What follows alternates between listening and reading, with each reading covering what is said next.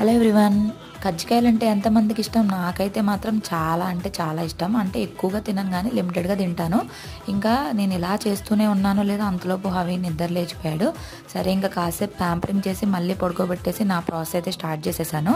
ఇంకా full video కూడా ఉంది, ఎవరైనా ఇంట్రెస్ట్ ఉంటే చూసేయండి. ఇంక ఇక్కడ అయితే నేను చేస్తున్నాను. దీనికి ఏంటంటే ఆయిల్ అనేది అప్లై చేసుకుంటే మనకి పిండి అనేది కజ్జికాయలు వచ్చేదానికి అంటకుండా ఉంటుంది. ఈ పౌడరే మెయిన్ అండి, దీనిలోనే మనకి టేస్ట్ అనేది వస్తుంది. దీన్ని కలుపుకునే విధానంలోనే ఉంటుంది. అండ్ ఇప్పుడు నిజంగా చెప్పాలంటే పిండి వంటలన్నీ ఈ ఇయర్లోనే ఫస్ట్ టైం నేనైతే ట్రై చేస్తున్నాను.